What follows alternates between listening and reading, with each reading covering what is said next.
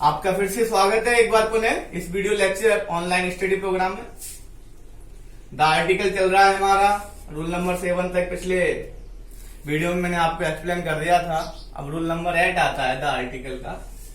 The is used before the superlative degree. आप जानते हो कि एडजेक्टिव की 3 डिग्रियां होती हैं, एडजेक्टिव ऑफ क्वालिटी और एडजेक्टिव ऑफ क्वांटिटी, गुणवाचक विशेषण, और एडजेक्टिव ऑफ क्वांटिटी मात्रा या परिमाणवाचक विशेषण। इन दोनों एडजेक्टिव की अंग्रेजी में 3 डिग्री होती है। एक पॉजिटिव डिग्री होती है मूल अवस्था, एक कंपैरेटिव डिग्री होती है उत्तरावस्था, और एक सुपरलेटिव डिग्री होती है बच्चों उत्तमावस्था। तो एडजेक्टिव की 3 डिग्री होती है, एडजेक्टिव ऑफ क्वालिटी और एडजेक्टिव ऑफ क्वांटिटी। केवल इन दोनों एडजेक्टिव की ही डिग्री बनती है, बाकी किसी और अन्य एडजेक्टिव की कोई डिग्री नहीं बनती है।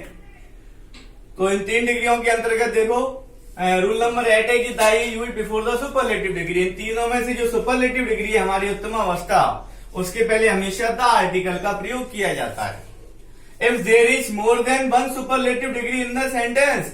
लेकिन एक बात का ध्यान रखना है, यदि सेंटेंस के अंदर if there is more than 1 superlative degree in the sentence, यदि वाक्य के अंदर सेंटेंस के अंदर एक से अधिक सुपरलेटिव डिग्री हो, क्या हो, एक से अधिक सुपरलेटिव डिग्री हो, तो we use the article before the first superlative degree.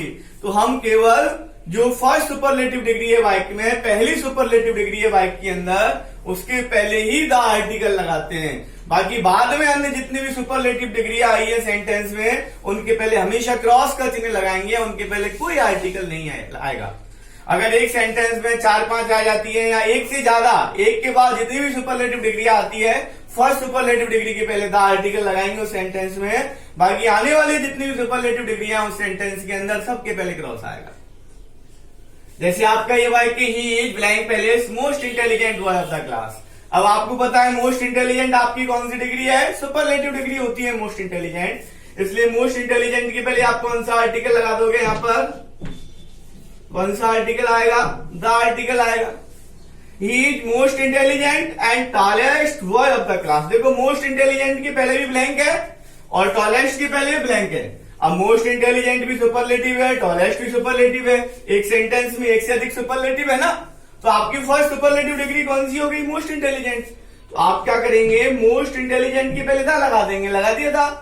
अब मोस्ट इंटेलिजेंट के बाद जितनी भी सुपरलेटिव डिग्री आ रही है, इस पहली सुपरलेटिव के बाद इस सेंटेंस में जितनी भी सुपरलेटिव डिग्री यहां पर आ रही है, सबके पहले आप क्या लगाएंगे, क्रॉस लगाएंगे।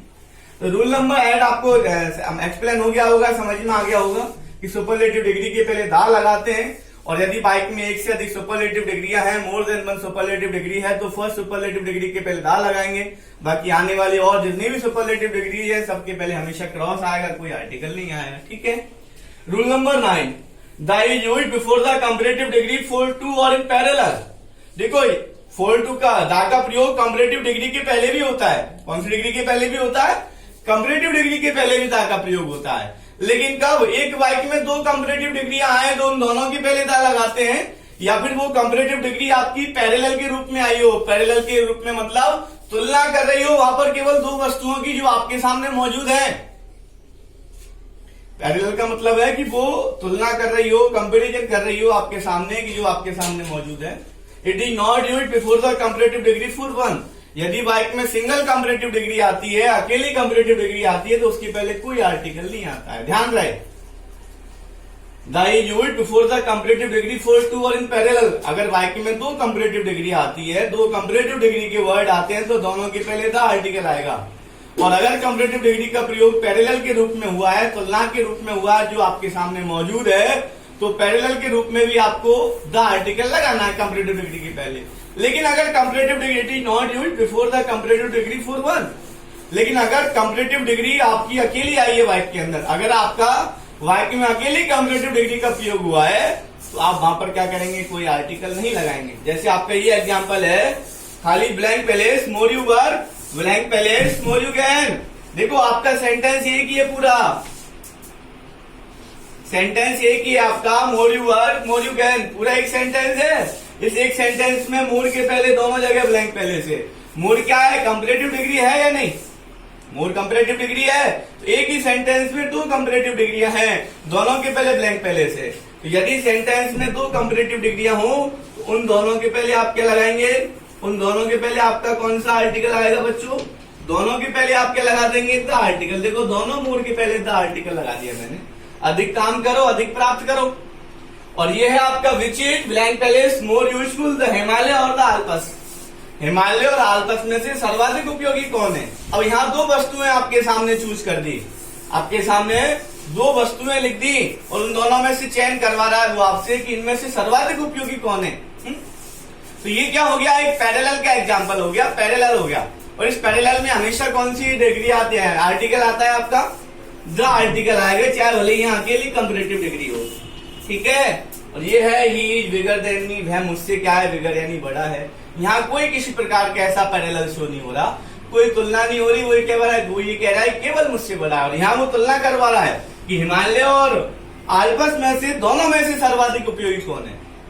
यहाँ वो तुलना करवा रहा है, कंपेरिजन कर रहा है। अगर कंपेरिजन होता है दो वस्तुओं में तो आपको द आर्टिकल लगाना है कंपैरेटिव डिग्री के पहले।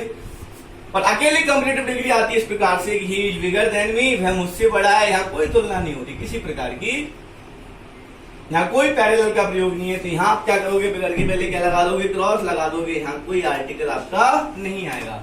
तो ये रूल नंबर 8 और रूल नंबर 9 है आपका, जो मैंने आपको एक्सप्लेन किया। रूल नंबर 10 अगले वीडियो में बताऊंगा। तब तक के लिए